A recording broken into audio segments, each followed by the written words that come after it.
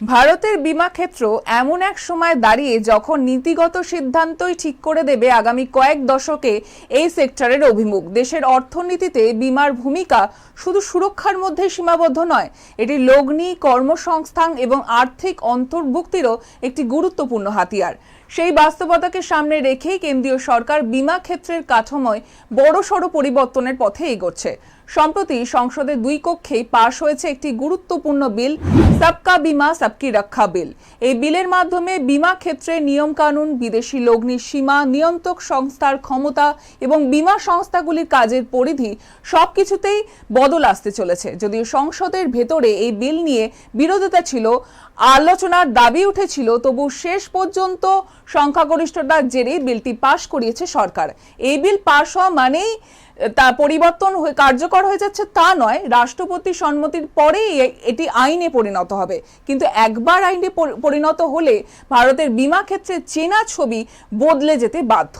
দেশীয় ও বিদেশি সংস্থার অংশীদারিত্ব, সরকারি বিমা সংস্থার পরিচালন ক্ষমতা, নিয়ন্ত্রকের ভূমিকা সব ক্ষেত্রেই নতুন সমীকরণ তৈরি হবে। সবকা বিমা সবকি রক্ষা বিল আসলে ভারতের বিমা ব্যবস্থার আইনি কাঠামোকে নতুন করে সাজানোর একটি উদ্যোগ।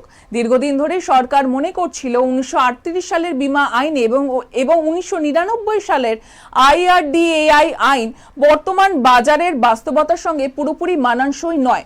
প্রযুক্তি, গ্রাহকের চাহিদা এবং আন্তর্জাতিক লগ্নির ধরন সবকিছুই বদলেছে, কিন্তু আইন ছিল পুরনো। এই বিল সেই ফাঁকাটাই পূরণ করতে চায়। মূল উদ্দেশ্য হলো বিমা ক্ষেত্রকে আরো নমনীয় করা, যাতে সংস্থাগুলি দ্রুত সিদ্ধান্ত নিতে পারে এবং বাজারের সঙ্গে তাল মিলিয়ে চলতে পারে। বিশেষ করে বিদেশি বিনিয়োগের ক্ষেত্রে দীর্ঘদিন ধরে সীমাবদ্ধতা ছিল, তা সরানোর দিকেই জোর দিয়েছে সরকার। বিলটি সংসদে পাশ হওয়া মানে শুধু একটি আইনগত প্রক্রিয়া সম্পূর্ণ হওয়া নয়, এর মাধ্যমে সরকার স্পষ্ট বার্তা দিয়েছে যে বিমা ক্ষেত্রকে তারা অর্থনৈতিক বৃদ্ধির অন্যতম চালিকা শক্তি হিসাবে দেখছে। বিমা খাতে পুঁজি বাড়লে নতুন পণ্য আসবে, প্রতিযোগিতা বাড়বে এবং পরিষেবার মান উন্নত হবে, এমনটাই সরকারের যুক্তি। তবে এই গুরুত্বের কারণে এই বিলটি কিন্তু নিয়ে বিতর্ক কম হয়নি। বিরোধীদের মতে এত বড় কাঠামোগত পরিবর্তন হওয়ার আগে বিস্তার আলোচনা হওয়া দরকার ছিল। তবু সরকার মনে করছে বিলটি সময়ের দাবি এবং দেরি হলে ভারতের সেক্টরে আন্তর্জাতিক দৌড়ে পিছিয়ে পড়বে। এই বিলের সব থেকে আলোচিত দিক হলো বিমা ক্ষেত্রে বিদেশি বিনিয়োগের সীমা বৃদ্ধি করা। এতদিন পর্যন্ত বিমা সংস্থায় সর্বোচ্চ 73% পর্যন্ত বিদেশি বিনিয়োগের অনুমতি ছিল।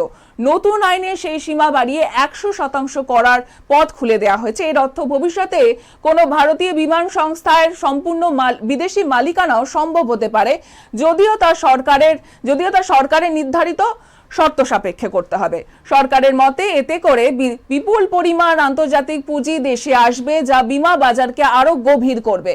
বিদেশি সংস্থাগুলির প্রযুক্তি, ঝুঁকি ব্যবস্থাপনা, দক্ষতা এবং বৈশ্বিক অভিজ্ঞতা ভারতীয় বাজারে ঢুকলে গ্রাহকরা আরো উন্নত পণ্য পেতে পারেন। পাশাপাশি নতুন সংস্থা এলে প্রতিযোগিতা বাড়বে, যার ফলে প্রিমিয়াম এবং পরিষেবার ক্ষেত্রে পরিবর্তন আসতে পারে। আলোচনার তবে যেটা আশঙ্কা উঠছে, অতিরিক্ত বিদেশি নিয়ন্ত্রণ দেশীয় সংস্থাগুলিকে কিন্তু চাপের মুখে ফেলতে পারে। বিশেষ করে সরকারি বিমা সংস্থাগুলির বাজারে ভাগ কমে যাওয়ার সম্ভাবনার কথা উঠে আসছে। সরকার অবশ্য দাবি করছে শক্তিশালী নিয়ন্ত্রক ব্যবস্থার মাধ্যমেই ভারসাম্য বজায় রাখা হবে। নতুন বিলের আরেকটি গুরুত্বপূর্ণ দিক হলো লাইফ ইন্স্যুরেন্স কর্পোরেশন বা LICর পরিচালন ক্ষমতা বাড়ানোর প্রস্তাব। এতদিন LICকে বিভিন্ন প্রশাসনিক সিদ্ধান্তের জন্য সরকারের উপর অনেকটা নির্ভর করতে হতো। নতুন আইনে সেই নির্ভরতা কমানোর দিকে চেষ্টা করা হচ্ছে। সরকার LIC বোর্ডকে আরো বেশি স্বাধীনতা দিতে চায়, যাতে তারা নতুন শাখা খোলা, কর্মী নিয়োগ, অভ্যন্তরীণ ব্যবস্থাপনার সিদ্ধান্ত দ্রুত নিতে পারে। এতে করে LIC বেসরকারি সংস্থাগুলির সঙ্গে প্রতিযোগিতায় আরো কার্যকর ভূমিকা নিতে পারবে। এবং LIC কিন্তু শুধুমাত্র একটা বিমা সংস্থা নয়, এটি দেশের অন্যতম বৃহৎ আর্থিক প্রতিষ্ঠান। তাই এর পরিচালন কাঠামোয় পরিবর্তন মানে বাজারে বড় প্রভাব। সরকারের মতে স্বাধীনতা বাড়লে LIC আরো দক্ষ হবে এবং গ্রাহক পরিষেবার মান উন্নত হবে। তবে কর্মী সংগঠনগুলির একাংশের মধ্যে উদ্বেগ রয়েছে। তাদের আশঙ্কা অতিরিক্ত স্বাধীনতা ভবিষ্যতে কর্মী স্বার্থে প্রভাব ফেলতে পারে। সরকার অবশ্য আশ্বস্ত করেছে কর্মীদের অধিকার সুরক্ষিত থাকবে। এই বিল বিমা নিয়ন্ত্রক সংস্থা IRDAI এর ভূমিকাতেও পরিবর্তন আনছে। প্রস্তাবিত আইনে যেটা বলা হচ্ছে,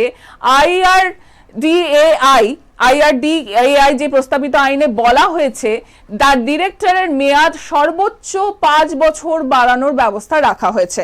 সরকারের মতে এতে নীতিগত ধারাবাহিকতা বজায় থাকবে। এছাড়া বীমা এজেন্টদের কমিশনের হার নির্ধারণের ক্ষমতা নিয়ন্ত্রক সংস্থার হাতে আরো স্পষ্টভাবে তুলে দেওয়া যাবে।